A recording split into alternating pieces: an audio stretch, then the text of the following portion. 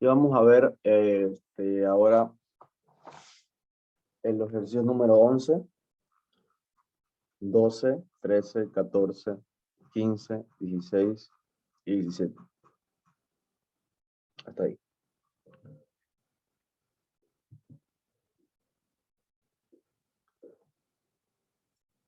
Bien. Vamos a empezar primero con esta acá, que es típico que el ingeniero lo preguntaba.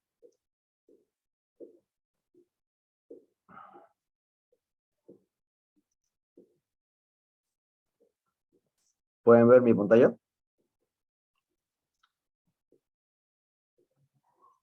Sí, sí. Bien. ¿Qué dice entonces? Complete la tabla con los correspondientes números de polos, pares de polos, velocidad nominal y frecuencia de los siguientes casos, ¿no? Los que están en negrilla son los que pone el ingeniero, ¿no? Los que están sin negrilla son los datos que se completan, ¿no? Entonces vamos a comenzar haciendo para el caso número 1, el 2, 3 y el 4. Entonces, para el motor número 1, ¿qué tenemos? Tenemos una frecuencia de 50 Hz.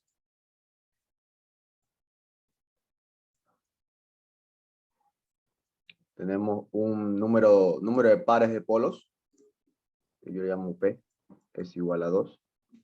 Y una velocidad nominal, N, de 1410.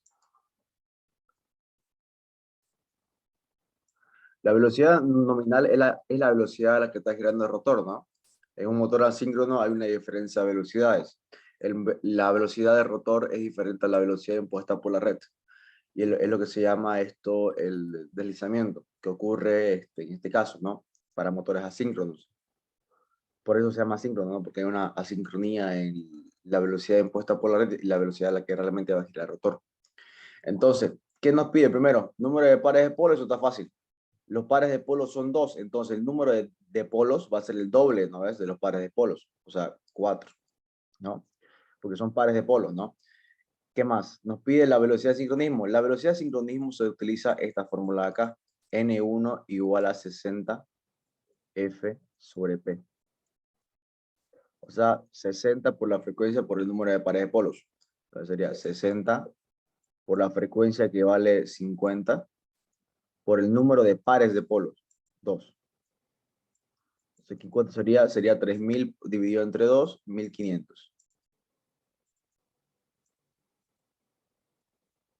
1500 RPM. Esta acá sería entonces la velocidad impuesta por la red, ¿no? Fíjense que es diferente a la velocidad nominal. Y de último nos pide el deslizamiento. El deslizamiento no es más que la diferencia, es la velocidad de deslizamiento dividido entre la velocidad impuesta por la red, ¿no? Entonces sería N1 menos N dividido entre N1. Entonces sería N1 1500 menos N, que es la velocidad nominal, 1410, dividido entre N1, 1500. Entonces el deslizamiento sería, a ver, 0,6, ¿no? Bueno, 0,06. 0,06. 0,06. Si quieren ponerlos en porcentaje, 6%, ¿no? 6%. O sea que hay una diferencia entre la velocidad nominal y la velocidad impuesta por la red de 6%, ¿no? Eso sería para el caso número 1. Y hacemos lo siguiente para el caso 2, 3 y 4. Entonces, vamos con el caso 2. El caso 2 dice número de polos igual a 6. Frecuencia 60. Frecuencia 60 Hz. Velocidad de sincronismo 1200. Y deslizamiento 4%. Entonces, el número de pares de polos, bueno, se encuentra de esta manera, ¿no ves? N1 igual a 60 F sobre P. Entonces, el número de pares de polos es igual a 60 F sobre N1. ¿Cuánto vale la frecuencia? 60. ¿Cuánto vale N1? 1200. O sea, 60 por 60 es 3600 dividido entre 1200 es 3. El número de pares de polos es 3. Entonces, el número de polos es el doble, ¿no es? Del número de pares de polos, o sea, 6. ¿Qué más? No sabemos la velocidad, no sabemos el par de polos, ya sabemos el número de polos, nos falta la velocidad nominal. Entonces, la velocidad nominal se encuentra de esta manera. Hay una fórmula que dice n es igual a n1, 1 menos eso. ¿Ya? Esa sería la fórmula. Entonces, n es igual a n1, que vale 1200, multiplicado 1 menos el deslizamiento, que sería 4%, o sea, 0,04, ¿no? Nos van a poner los 4%, ¿no? Entonces sería 1200 por 1 menos 0,04. 1152. Y esa sería la velocidad impuesta por la red. Perdón, esta sería la velocidad a la que está girando el rotor, ¿no? Esta acá es la velocidad que impone la red. Entonces, esto sería el número 1, 2. Vamos para el caso 3. Para el caso 3 tenemos número de polos 4. Número de polos 4. Tenemos velocidad de sincronismo 1500. Deslizamiento 5. 5%. Entonces, si el número de polos es 4, entonces el número de pares de polos es 2, ¿no ves? Entonces, y la frecuencia la podemos encontrar de esta forma acá, con esta fórmula, 60F sobre P. Entonces, la frecuencia es igual a N1 por P dividido entre 60.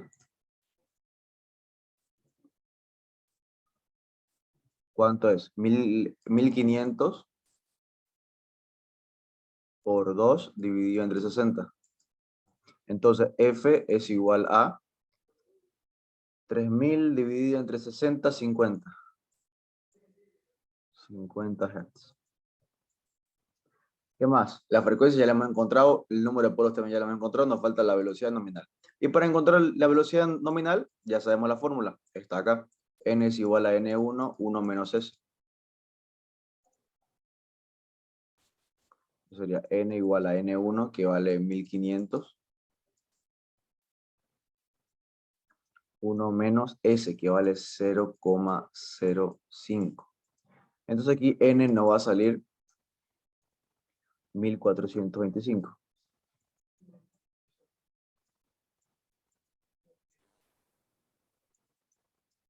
Bien, entonces de esta manera encontramos el número 4.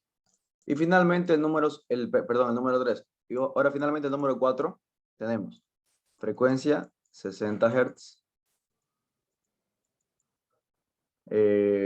pares de polos 1, deslizamiento 3%. Entonces el número de polos es el doble, ¿no? que el de pares de polos. Entonces 2. La velocidad de sincronismo es igual a 60F sobre P. 60 por la frecuencia, que vale 60, dividido entre 2. O sea, 1800. No, perdón, dividido entre 1, ¿no? Dividido entre 1.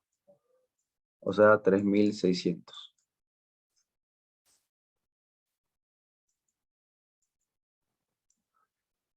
Y nos faltaría la velocidad nominal. N es igual a N1, 1 menos S.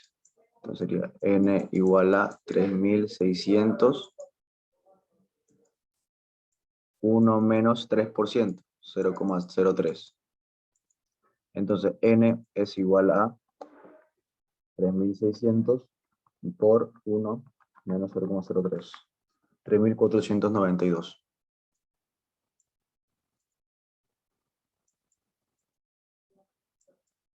Y listo. De esta manera encuentran todos los datos que nos piden la tabla, ¿no? En resumen, entonces, la fórmula que se van a ocupar son N1 igual a 60F sobre P. N es igual a N1, 1 menos S. Y S es igual a N1 menos N dividido entre N1 por 100%. ¿No? Son las fórmulas que se están ocupando básicamente en los 4 casos, ¿no? Para encontrar el deslizamiento, la velocidad nominal y la velocidad de sincronismo. De esa manera encuentran todo lo otro para la tabla, ¿no? Bien. Cópienlo, chicos, y hacemos otro más.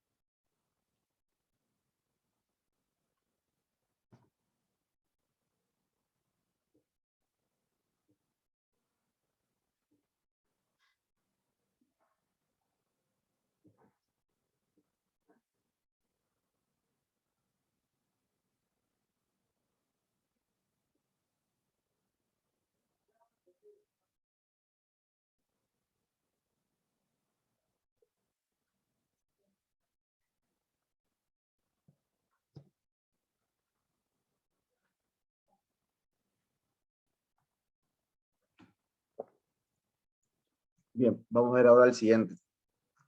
Este es fácil. Este es fácil y siempre suele preguntarlo, así que con esas fórmulas ya lo tiene más que hecho. Vamos a ver esta acá.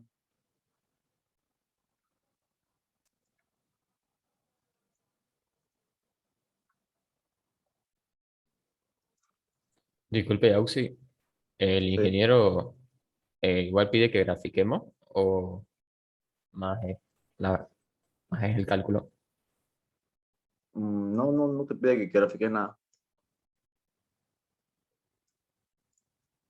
No te pide.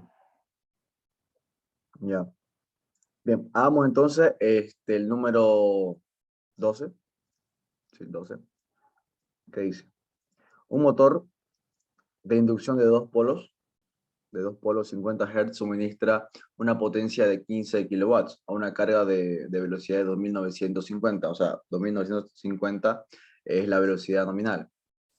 Entonces, N, 2950. El número de polos es 2. Entonces, el número de pares de polos es 1. La frecuencia es 50 Hz. Y tiene una potencia de 15 kilowatts.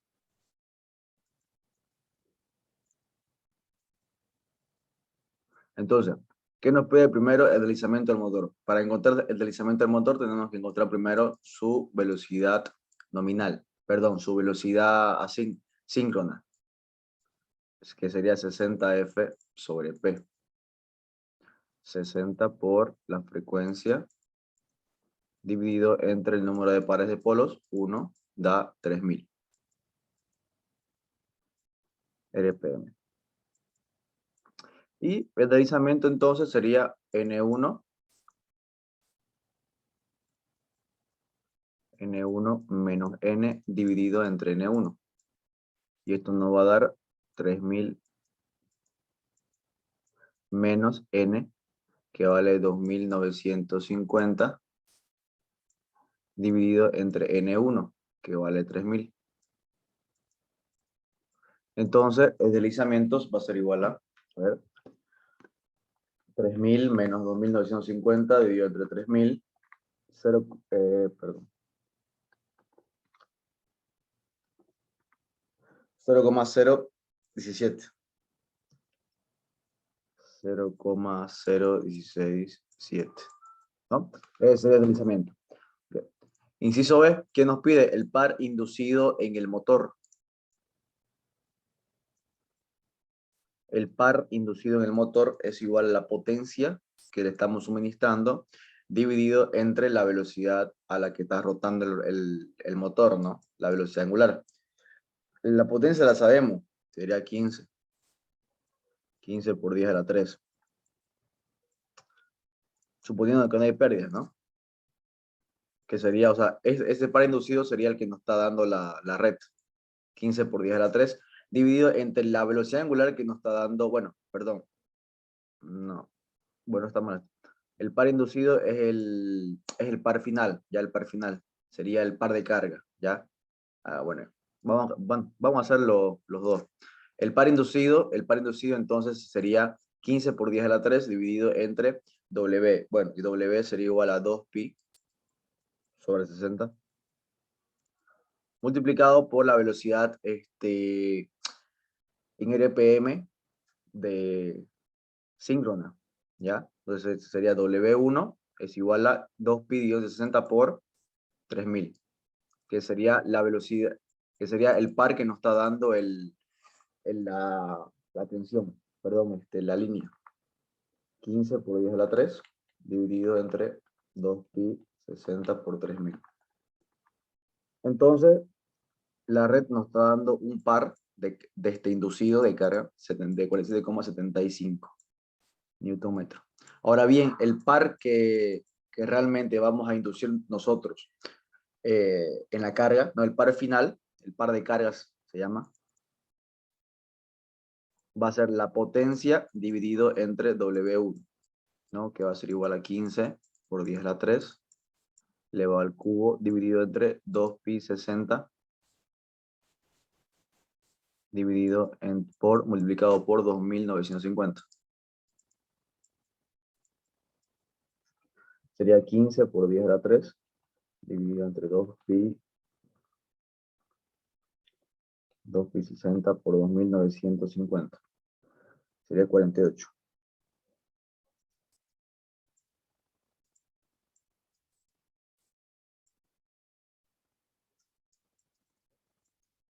Bien. Bien. ¿Qué decimos entonces? A ver, cuando la red impone una determinada velocidad, hay una determinada potencia que nos da suministrando y un determinado par, ¿no es? Ese es el par inducido. Ahora bien, el par de carga es el par final que le va a llegar realmente al motor, ¿no? Es el par final que le va a llegar al motor. Entonces, sería esta potencia, aquí sale mayor porque la potencia se mantiene, ¿no? Se ha mantenido, pero en realidad no ocurre eso. Lo que ocurre es que hay una pérdida de potencia, ¿no es? Por las pérdidas del motor, por las pérdidas por efecto Joule, las pérdidas por corrientes parásitas, las pérdidas mecánicas. Entonces hay una pérdida de potencia y también hay una pérdida de velocidad, ¿no? Llegamos hasta la velocidad nominal, que es la velocidad a la que va a girar el rotor. Entonces este par de carga se va a ver reducido, ¿no? En este caso no, ¿por qué? Porque se ha mantenido la potencia, no estamos tomando en cuenta las pérdidas, ¿ya? Pero en resumen, ¿qué es? Este es el par que nos induce la red, la que nos impone cuando conectamos a la red trifásica, y este es el par que realmente le va a llegar al motor, ¿ya? Sería así más o menos. Sí. Velocidad de operación del motor si se duplica el par. Bueno, vamos a duplicar el par. Si se duplica el par, si se duplica el par de carga, sería 2 por 48, a ver, 2 por 48,157. Sería 97,114.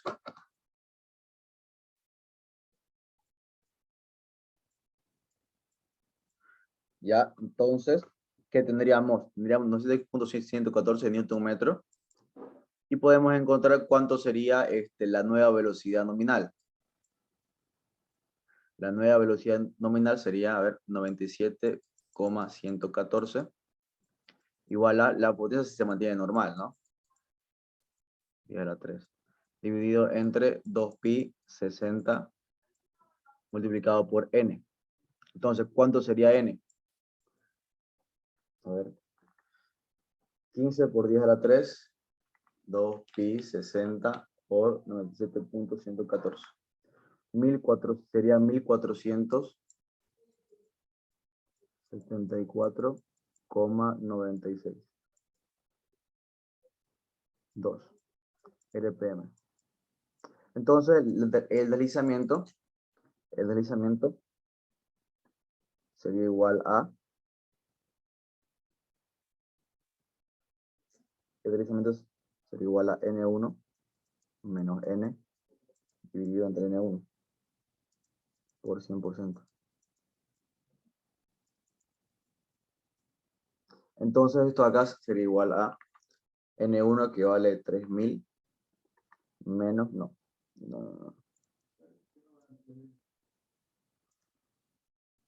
¿Qué dice? A ver, si se duplica el parte, a ver, 47, ya, no vamos por ahí. Ya, vamos a hacer mejor lo siguiente. Cuando se duplica el par, lo que va a pasar es que va a afectar directamente a la velocidad nominal, ¿ya? Pero lo que va a ocurrir generalmente es que se va a duplicar el deslizamiento. Está vinculado a lo que es deslizamiento. Entonces, cuando se duplica el par, se va a duplicar también el deslizamiento, ¿ya? Va a haber una duplicación de esta parte de acá.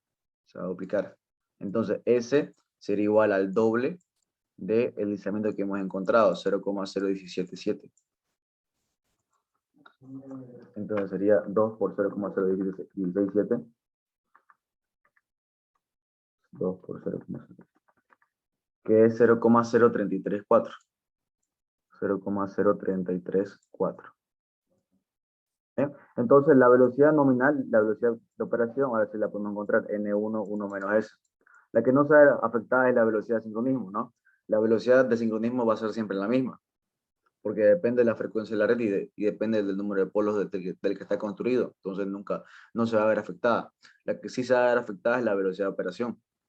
Entonces N1 vale 3000. Y esto vale 1 menos S. ¿Cuánto vale S? 0,0334.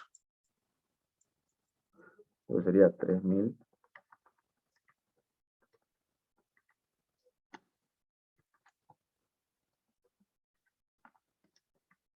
Sería 2900, más o menos.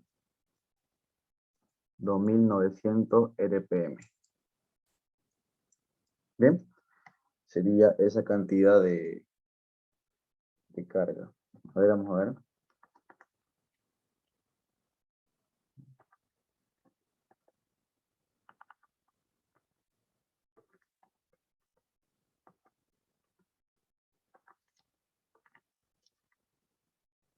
¿Sí está bien?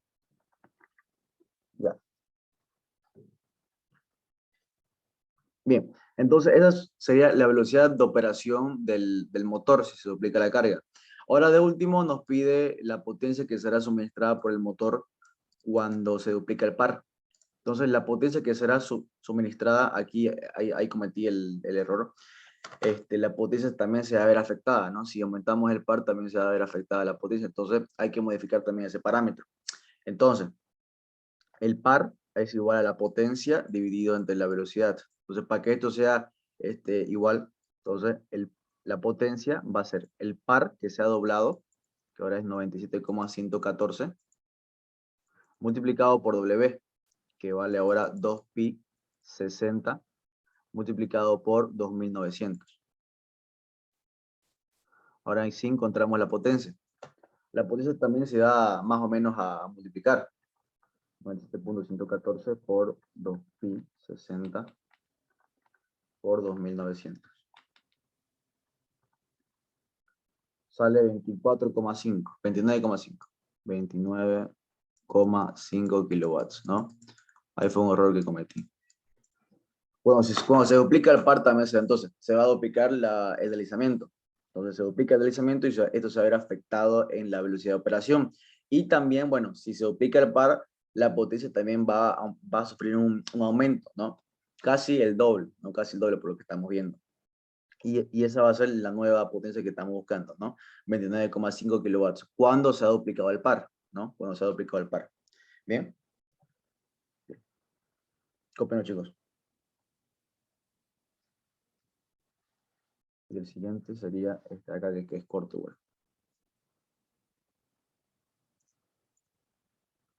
De aquí la nueva fórmula que ocupamos sería esta de acá. Esta de acá, ¿no? La nueva fórmula. El par es igual a la potencia dividido entre W, donde W es igual a 2pi sobre 60 por n, ¿no? Esa sería el nuevo par, ¿no? La fórmula que estamos aumentándolo.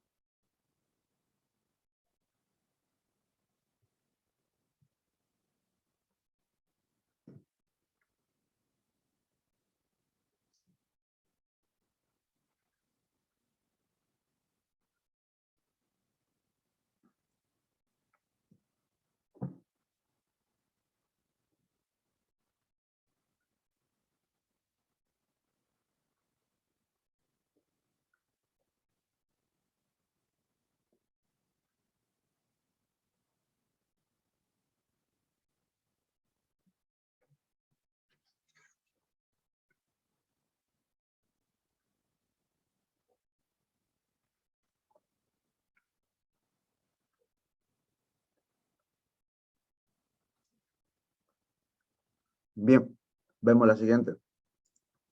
¿Qué es lo que dice? Un motor de inducción de 4 polos, vamos a poner acá inciso A, número de polos, 4 polos es igual a P igual 2. Tensión 236.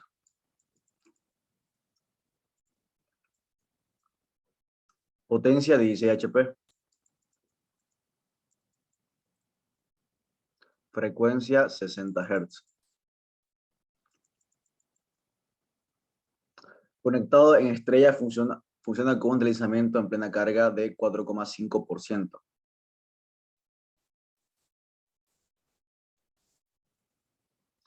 Entonces, determine la velocidad de rotor, ¿no? Entonces, la velocidad de rotor va a ser N1 igual a 60 F sobre P. Entonces sería 60 por la frecuencia que vale 60 dividido entre el número de pares de polos. 2. Entonces sería 3600, 1800 RPM. Bien. Y si sube, que nos pide la velocidad de rotor con carga nominal. La velocidad nominal sería N igual a N1, 1 menos S. N1 vale 1800. 1 menos 0,045. Y esto va a ser igual a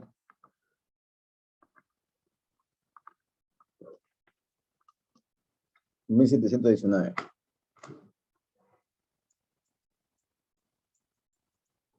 1719 RPM. Bien, inciso C. La frecuencia de rotor con carga nominal.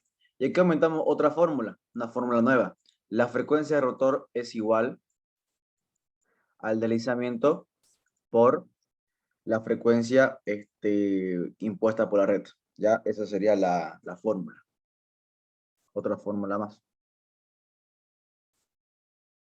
Entonces sería la frecuencia de rotor es igual al deslizamiento, que tiene un valor de 0,045, multiplicada por la frecuencia, que vale 60. Entonces la frecuencia de rotor es igual a 2,7 Hz.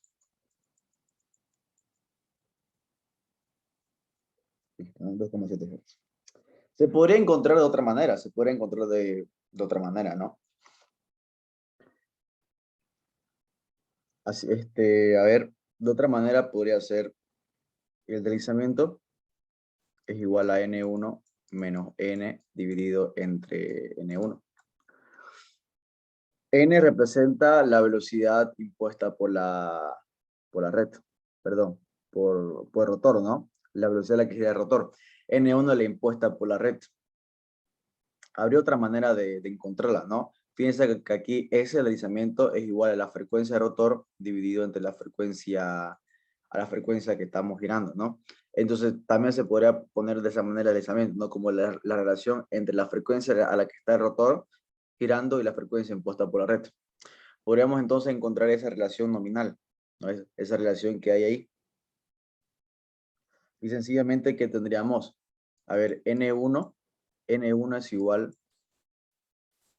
a 60 F sobre P. Y aquí sería N1 menos N. Entonces, la frecuencia de rotor también puede ser expresada como P sobre 60. N1 menos N. ¿No? Por si no se conoce, digamos, la frecuencia, también se puede ser expresada de esa manera, ¿no?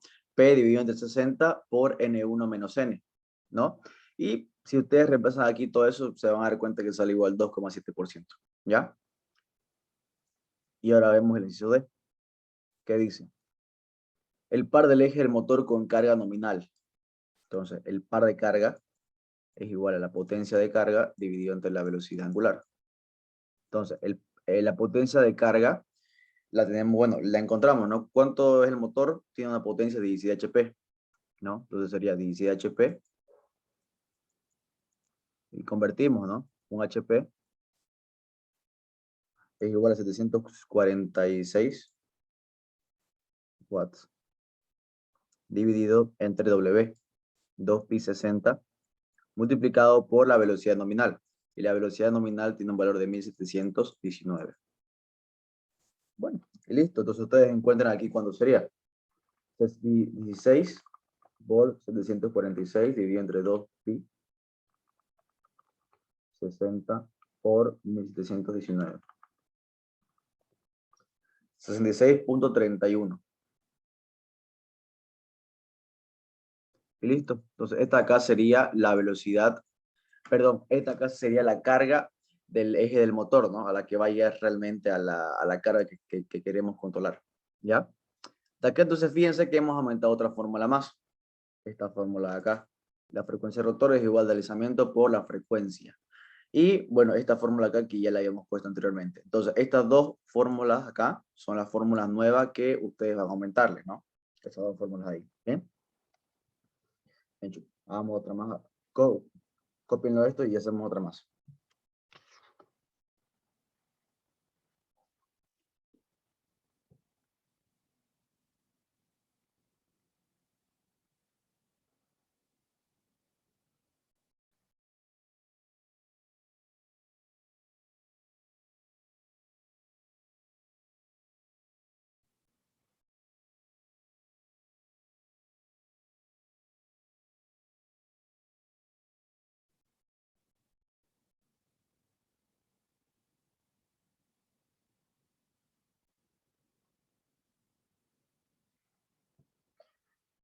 Pueden, porfa, seguir la lista que acabo de poner ahí.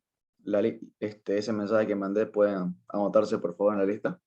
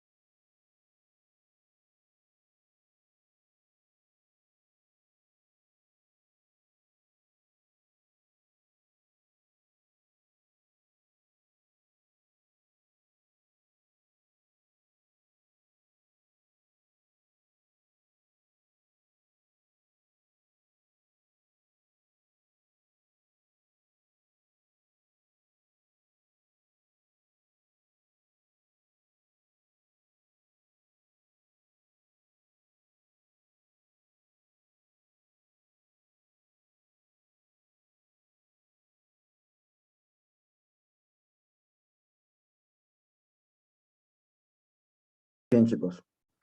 Bien, chicos. Vamos al siguiente. Vamos a hacer el 14.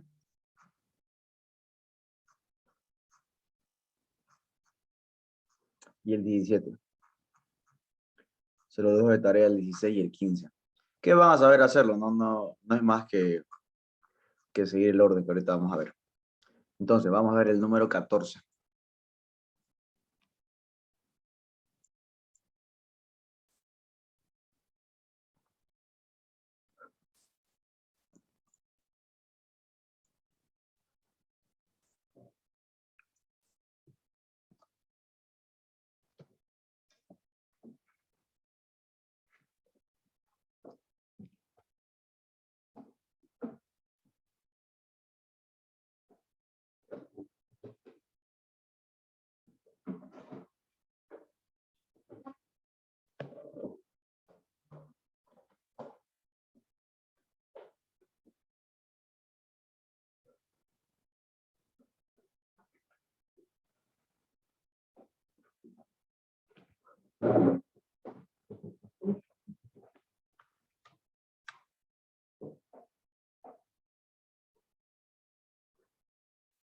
Bien, veamos entonces, ¿qué dice? Una máquina eléctrica de 40 kVA tiene una potencia, una pérdida en el hierro de 750 watts. Las pérdidas en el cobre a plena carga asignadas son 2 kW. Las pérdidas mecánicas son 1000 watts. Calcular la potencia aparente de máximo rendimiento, la pérdida en el cobre, en el caso anterior, rendimiento máximo para un FDP unidad 1, la unidad. Allá. Rendimiento a plena carga con un factor de potencia 0,8 y rendimiento a media carga con un FDP de 0,6. Ok, entonces vamos a hacer el inciso A. Dice, una máquina eléctrica de 40 kVA. Entonces, potencia aparente 40 kVA. Tiene unas pérdidas en el hierro de 0,75 kW. Las pérdidas en el cobre a plena carga o asignada son 2000, 2 kW. Y las pérdidas mecánicas son 1000 kW. Bien. Entonces, ¿qué es lo que nos pide? Primero, nos pide la potencia aparente de máximo rendimiento. La potencia aparente de máximo rendimiento es igual a la potencia que está, a la potencia del motor, a la potencia aparente del motor, multiplicado por un coeficiente óptimo. Este coeficiente óptimo no es más que la raíz entre las pérdidas fijas y las pérdidas variables.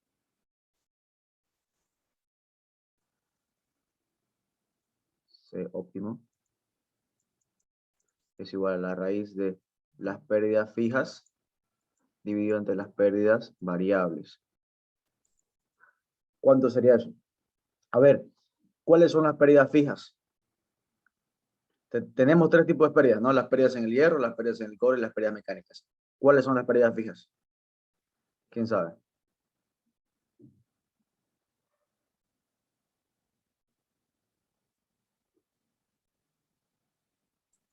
La de la máquina, No, la del claro, hierro no, sería. pero de acá, digamos, la del hierro, cobre o mecánicas, ¿cuáles serían de las tres las pérdidas fijas, no? O sea, estas tres pérdidas acá se clasifican en pérdidas fijas y pérdidas variables. ¿Cuáles serían las pérdidas fijas y cuáles serían las pérdidas variables? La del cobre, ¿La de cobre qué sería? ¿Pérdida fija o pérdida variable? fija. Ya, ¿qué dicen los demás?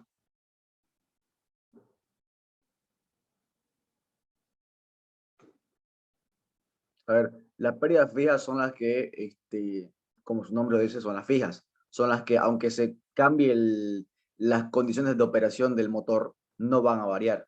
Entonces, las pérdidas que serían básicamente por construcción de la máquina no van a cambiar, aunque cambien el ritmo de operación, aunque cambien la frecuencia de operación, cambien la velocidad de operación. Las pérdidas por las características de construcción de la máquina no van a cambiar. Las pérdidas que hay en el eje, en los rodamientos, en la ventilación del motor, no dependen de la velocidad a la que está girando del motor, sino que ya está dimensionado esas pérdidas, ya sea por la cantidad de calor que está siendo extraído al exterior, el propio peso de la máquina, entre otros tipos de pérdidas. Entonces, las pérdidas fijas son las que no dependen de las condiciones de operación que hay actualmente en el motor. ¿no? Como puede ser variando su frecuencia, variando su velocidad nominal, no dependen de eso. Las pérdidas variables sí dependen de eso, son las que van a depender de su velocidad a la que se está haciendo rotar, de la frecuencia a la que se lo está manejando. O sea, dependen de las condiciones de operación del motor. En este caso, las pérdidas fijas serían dos. Serían las pérdidas del hierro y las pérdidas mecánicas.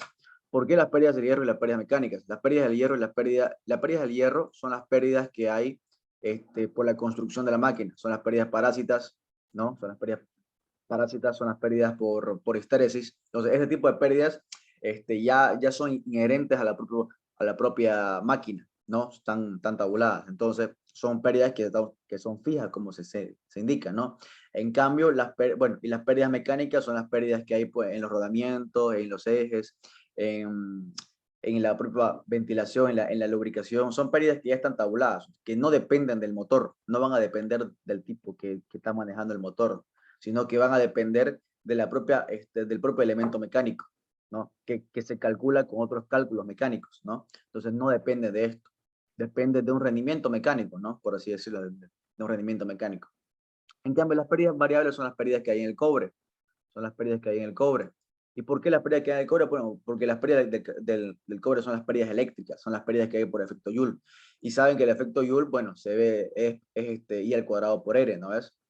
Son las pérdidas por efecto Joule. O sea que dependen de la corriente que está circulando. Si bien no dependen de la resistencia del motor, porque eso también es algo que no varía, porque es la construcción propia del motor, la corriente sí va a variar, de acuerdo a qué cantidad de potencia le está suministrando el motor. Eso sí va a cambiar. Entonces, si cambia la corriente que circula por el motor, va a cambiar entonces también sus pérdidas por cobre, ¿no? Por eso se llaman pérdidas variables. ¿Ya? Entonces, para este caso, ¿cuánto sería? Pérdidas del hierro, 0,75, más pérdidas mecánicas, que vale 1, dividido entre 2. Bien. Entonces, ¿cuánto sería esto? Sería la raíz de 1,75 dividido entre 2, 0,935.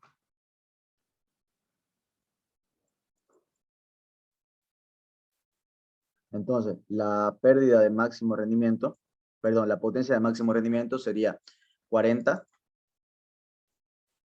por 0,935. Entonces, esto acá sería igual a 37,417 kVA. Muy bien. ¿Qué más nos pide el problema? Inciso B, nos pide la pérdida en el cobre en el caso anterior. La pérdida en el cobre en el caso anterior, cuando se tenga un rendimiento máximo, ya cuando se tenga rendimiento máximo. La pérdida del cobre se iguala a la pérdida fija. Entonces, la pérdida fija era 1 más 0,75. Entonces, en este caso, la pérdida del cobre sería 1,75 kilowatts. Bien. ¿Qué más tenemos? Dice, rendimiento máximo para un FDP de la unidad. El rendimiento máximo para un FDP de la unidad. Entonces, el rendimiento máximo, bueno, ¿el rendimiento a qué es igual? El rendimiento es la potencia que le está suministrando dividido entre la potencia que realmente le vaya a la red, ¿no es? Entonces aquí pueden ponerlo, bueno, S1 dividido entre S, ¿no? S1 es la potencia que te va a dar la red trifásica y S es la potencia que realmente le va a llegar al motor, ¿no? Perdón, es P. P1 dividido entre P, ¿no?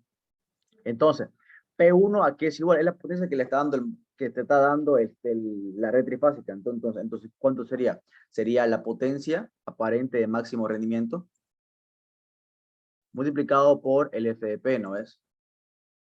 Por el FDP. Y la potencia que realmente le vaya, bueno, que le va a llegar al motor va a ser esta potencia de máximo rendimiento multiplicado por el FDP,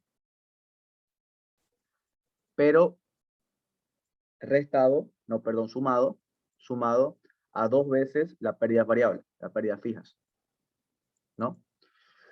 Entonces, esta acá sería, perdón, me chipé acá. Perdón, machicata. Es al revés. Aquí es P1 dividido entre P. Esta acá sería la potencia que te está imponiendo la red y esta sería la potencia que realmente te va a guiar al motor. No, al revés. Al revés. Estábamos hablando de un generador. No es así. Sería la potencia que te está llevando realmente al motor dividido entre la potencia que te está imponiendo la red. La potencia que te impone la red, ¿qué tiene que hacer? Mínimamente, tiene que ser la potencia aparente que tiene el motor más las pérdidas, ¿no? Esa va a ser la potencia. ¿Por qué? Porque esta potencia de acá, esta potencia P igual a S por F de P, es la potencia que se necesita para girar el motor, para hacerlo girar. Entonces, la potencia que te tiene que entregar la red trifásica va a ser esto de acá más las pérdidas. Entonces, la potencia aparente de máximo rendimiento va a ser igual a 37,417 multiplicado por el FEP, que vale 1, dividido entre, ¿dónde está? S max igual 37,417 multiplicado por el FEP más 2 veces la pérdida fija, que vale 1,75. ¿No? Bueno, y esto le va a quedar 0,91. Sería nuevo el rendimiento. Bien. Inciso C. Inciso D. ¿Qué nos pide? Rendimiento a plena carga. Fíjense que aquí dice rendimiento máximo y aquí dice rendimiento a plena carga. A plena carga tenemos una potencia aparente de 40 kVA, que sería a plena carga, ¿no? No a máximo rendimiento, sino a plena carga. Entonces, a plena carga, bueno, la fórmula es la misma, ¿no? Sería S por el FDP, por el factor de potencia, dividido entre S por el FDP, más las pérdidas fijas más la pérdida fija más la pérdida variable. No se olviden, aquí hemos puesto 2 veces la pérdida fija. ¿Por qué? Porque cuando hablamos de máximo rendimiento, las pérdidas variables se igualan a las pérdidas fijas, ¿no ves? Por eso. Entonces aquí, ¿cuánto vale el S? Vale 40. El FEP 0,8 dividido entre 40 por 0,8.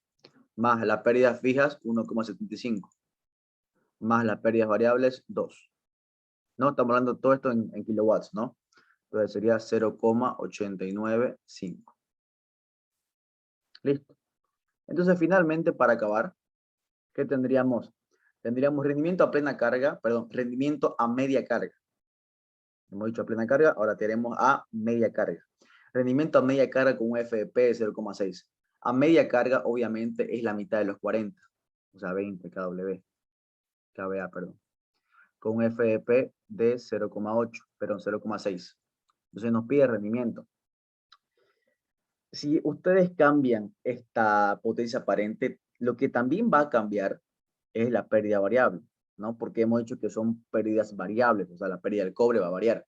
Y las pérdidas del cobre, las pérdidas variables del cobre, aproximadamente es igual al doble de la potencia aparente, ¿no? Perdón, es igual a la potencia aparente elevado al cuadrado, por un factor de proporcionalidad, ¿no? Bueno, no sé si han llevado esto en líneas 1, pero bueno, la pérdida que hay, por ejemplo, en una línea es la potencia aparente elevado al cuadrado, ¿no? Aproximadamente multiplicado por un cierto coeficiente de proporcionalidad que hay entre ellos dos.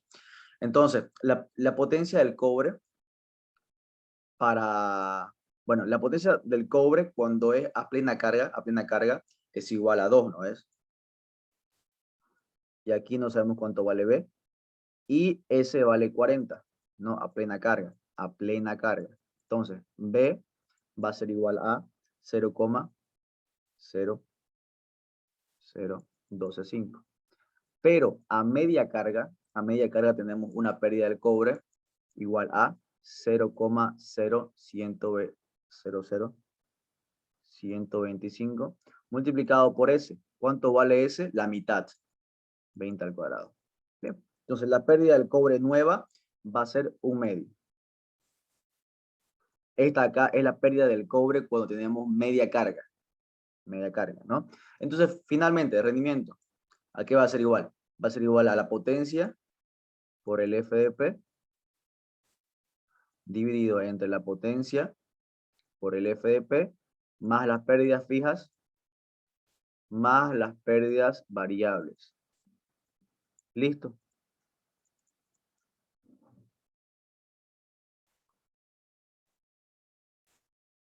Y esto acá nos va a dar 0,842. Ya estuvo, ¿no? ¿Listo? De esta manera hemos encontrado el rendimiento máximo, bueno, claro, el rendimiento máximo, el rendimiento a plena carga y el rendimiento a media carga, ¿no? Bien. ¿Se tiene, chicos, todo esto de lo que les acabo de explicar?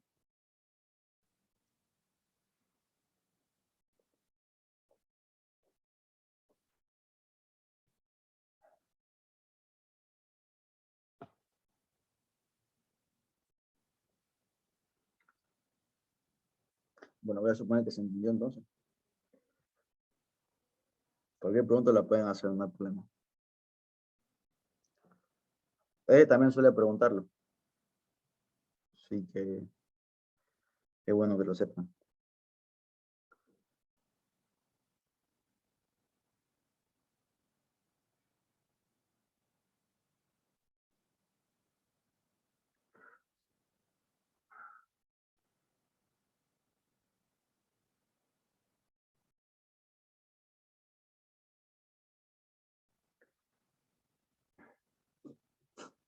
Bien. Bien.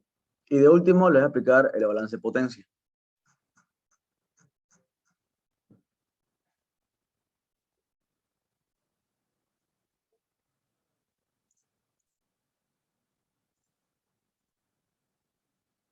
La verdad que yo no sé, chicos. Seré que le pregunten al ingeniero, ¿no? Para que se suspenda.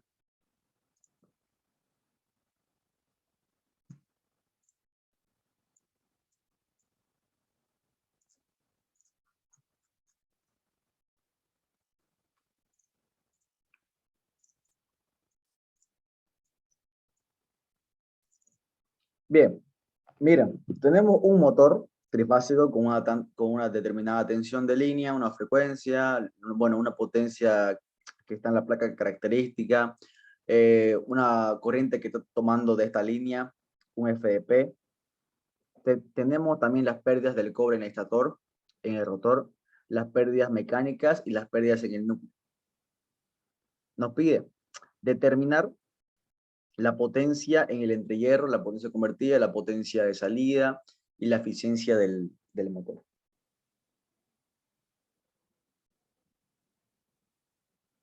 Bien. A ver, cuando hablamos del motor, ¿no? Aquí es donde va a llegar la línea, ¿no? Perdón. Aquí. Aquí va a llegar la línea. Aquí y aquí, ¿no? Conecta el motor, ¿no? A su caja de Burnera y, bueno, va a comenzar a circular corriente por el estator. O sea, va a llegar esta corriente P1 al estator. Entonces, comienza a circular corriente. Pero en el estator van a haber pérdidas. Son llamadas las pérdidas en el estator, que son por pérdidas por efecto Joule en el cobre y pérdidas en el entrehierro, perdón, pérdidas de hierro, ¿no? Por parásitos, por histéresis, ¿no? Hay dos tipos de pérdidas, ¿no? Entonces aquí hay pérdidas magnéticas y pérdidas eléctricas, ¿no? Entonces, entra potencia al motor, en el estator hay pérdidas y pasa al entrehierro, que se llama potencia del entrehierro. Entonces, la potencia que va a haber en el entrehierro va a ser igual a la potencia que le llega al motor, menos las pérdidas del cobre, menos las pérdidas del hierro, ¿no es? Esa va a ser la potencia que te va a llegar al rotor. Entonces, esta potencia del entrehierro llega finalmente a el rotor. En el rotor también hay pérdidas en el rotor, que son las pérdidas igual por hierro y las pérdidas por cobre. Las pérdidas del hierro en el rotor se suelen despreciar, suelen ser cero. Entonces, finalmente, la pérdida que llega realmente al rotor,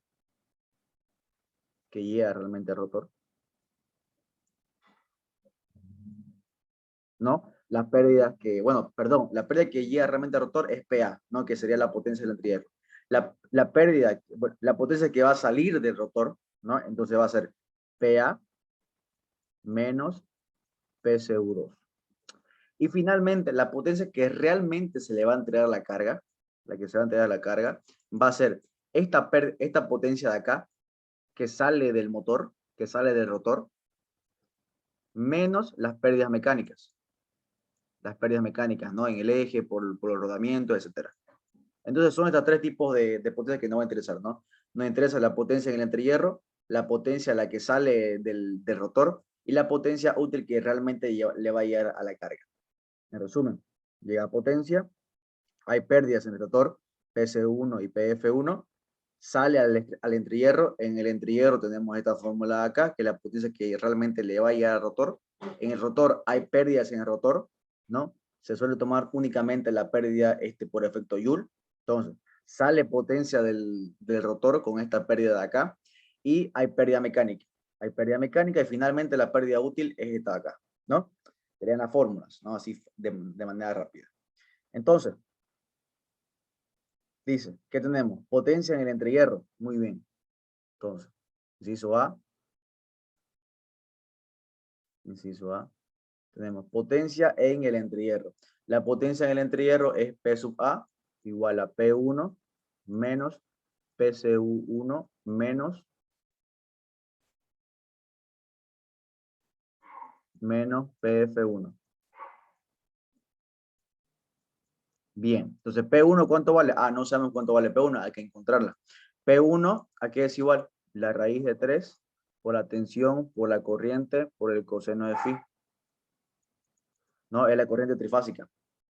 No dice que está en estrella, pero vamos a suponer que está en estrella.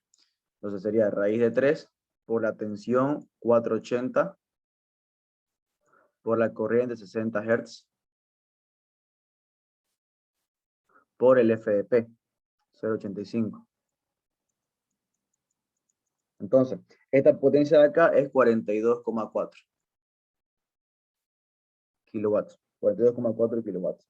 Entonces tenemos que P sub A es igual a 42,4 menos las pérdidas que hay en el cobre, en el estator, 2, menos las pérdidas en el hierro. Las pérdidas en el hierro son también llamadas pérdidas en el núcleo. Entonces, finalmente, la pérdida que llega al entrehierro va a ser 38,6.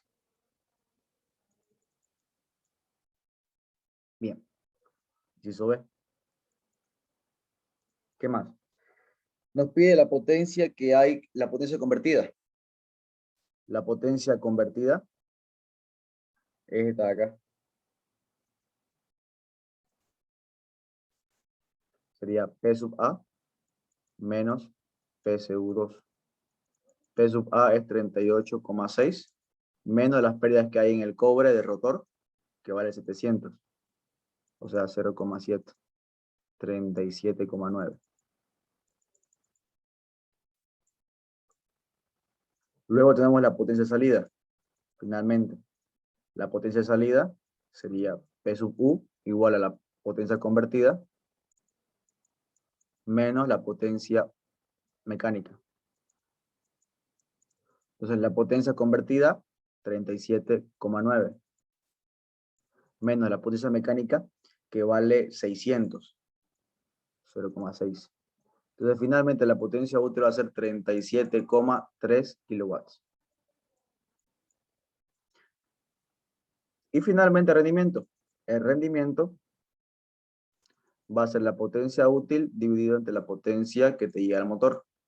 La potencia útil, 37,3. La potencia que llega realmente al motor, 42,4.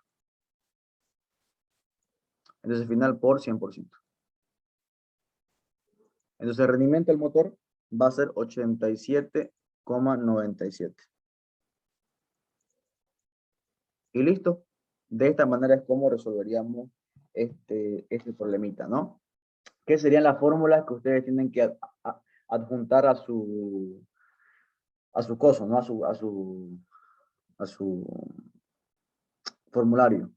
Hay otra fórmula más que se llama, bueno, la potencia, bueno, la pérdida en el cobre de rotor es igual al deslizamiento por la potencia P sub A que llega al entrehierro, ¿ya? También es otra fórmula. Entonces, de esta manera ustedes pueden encontrar el deslizamiento. El deslizamiento es igual a PSU2 dividido entre P sub A. Entonces, por ejemplo, PSU2, ¿cuánto vale? Ahí está, vale 2. Perdón, no, vale 0,7. ¿Y cuánto vale P sub A? 38,6.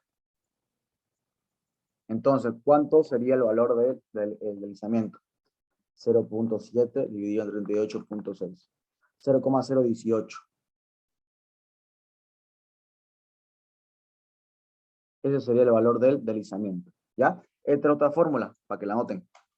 Por si le pregunta algo así, ya tienen aquí la fórmula para que le tomen en cuenta. ¿Bien? Bien, chicos, y con eso ya haríamos todo lo que es balance de potencia, ¿no? Ahí ya les puse 2 ejercicios más para que practiquen, que en realidad es lo mismo, ¿no? Tienen que seguir la misma fórmula que hemos aprendido hasta ahorita y aplicarlas, ¿ya? Con esto yo creo que ya están listos para su examen, ¿no? En caso de que se suspenda, me avisan y, bueno, podemos repasar el próximo domingo también, ¿no? Pero con esto ya estarían listos para lo que es el primer parcial, ¿no? Hasta el número 17 de los problemas. ¿Bien? ¿Tienen alguna pregunta, chicos, de acá, de todo lo que hemos avanzado? Auxiliar, en la pregunta teórica, ¿hasta qué parte entra para el primer parcial? Porque veo que son como 64 preguntas, algo por ahí, ¿no? ¿Cómo se llama esto? En el Classroom hay modelo de exámenes.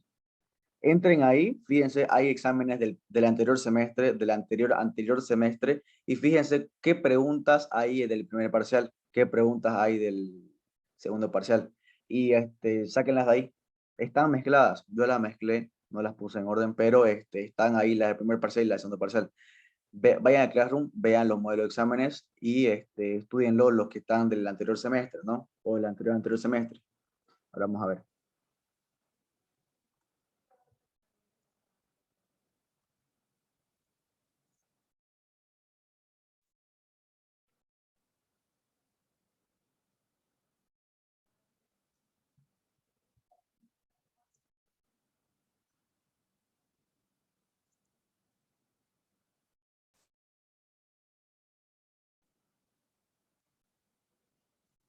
Ya, fíjense, modelos de exámenes, ¿no es?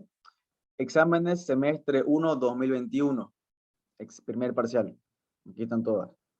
Exámenes semestre 2, 2021, primer parcial, teórico. No quiere dar, pero aquí está. Examen semestre 2, 2020, primer parcial. Aquí está todo esto de acá. Las teóricas, tanto las teóricas como las prácticas. Y bueno, estos son modelos de exámenes de años anteriores a eso, ¿no? Del 2020 y 2021. Que bueno, también aquí hay... Disculpa, una consulta. El otro día intenté entrar desde Classroom a los modelos de exámenes y no pude acceder, o sea, no puedo abrir la imagen. Sí, por eso también decía. Tenés que descargarlo, creo. A ver.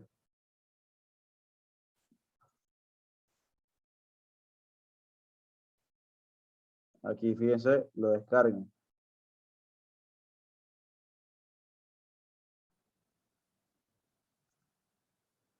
Una vez que está descargado, creo que se va aquí.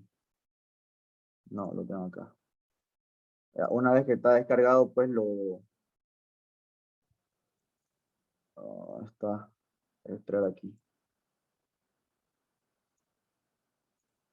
Ya, una vez que lo descargan, ya pueden abrirlo, pues, ¿no? ¿Dónde está? Exámenes, a ver qué quiera, examen de semestre, primer parcial, ya estuvo. Fíjense, ya pueden verlo. O sea, tienen que extraerlo, ¿no? O sea, no van a poder verlo en clase, no tienen que extraerlo. ¿Cuál es la que quería ver? Aquí está, primer parcial teórico. ¿No? Bueno, y fíjense aquí, ¿no? Aquí están más o menos las preguntas se pueden leer, ¿no? Y estas preguntas están ahí en el examen, en el PDF que les pasé respondidas, ¿no? Para ustedes. ¿Ya? Pero chicos, no tienen que bajarlo, entonces no, o sea, tienen que, le dan, ¿no? Clic derecho, lo abren en otra ventana y ahí lo descargan, ¿no? O sea, se va a abrir esto en el Drive mío en el mío y ahí ustedes van a poder descargarlo, ¿no? Bien. ¿Tienen, chicos, alguna otra pregunta?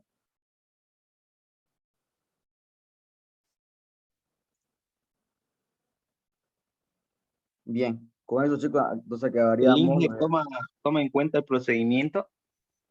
Sí, lo toman en cuenta. Toman en cuenta. Y más ahorita que va a ser presencial, así que lo va a tomar en cuenta. Se lo va a llevar los exámenes y él lo revisa. Así que está bien. Bien. Con esto entonces acabaríamos lo que es los ejercicios del primer parcial. No, y como les digo, si es que lo suspenden, me avisan y no, y podemos repasar el próximo domingo, no hay problema. Bien, bien chicos, entonces espero que tengan un buen examen y una buena semana. Hasta luego, chicos. Hasta luego, sí, Listo, gracias. gracias, hasta luego.